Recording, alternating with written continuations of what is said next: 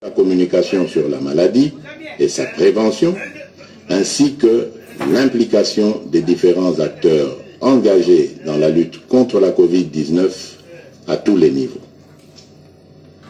Quant aux mesures qui doivent accompagner le retour progressif à la vie normale, j'instruis ce qui suit. Premièrement, à partir de ce 22 juillet 2020, la reprise des activités commerciales, magasins, banques, restaurants, cafés, bars, entreprises, etc. La reprise des rassemblements, réunions et célébrations. La reprise des transports en commun. Deuxièmement, à partir du 3 août 2020, la reprise des écoles et des universités, en commençant par les classes et promotions terminales. Troisièmement, à partir du 15 août 2020, la réouverture des églises et lieux de culte, la reprise des mouvements migratoires interprovinciaux, l'ouverture des ports, aéroports et frontières, la réouverture des discothèques, stades et salles de spectacle.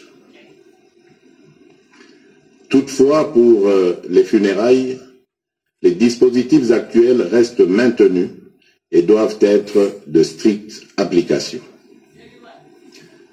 Dans ce contexte, il sied de préciser que les modalités pratiques de reprise de différents secteurs seront déterminées par les autorités nationales, provinciales et locales compétentes.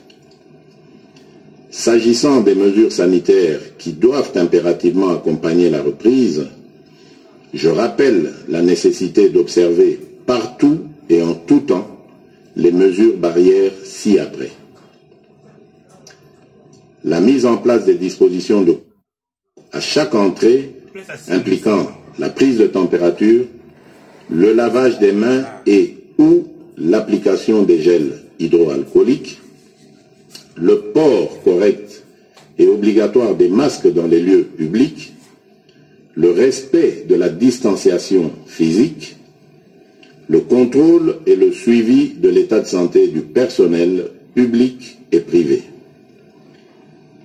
ainsi que la décontamination et la désinfection régulière des lieux d'activité.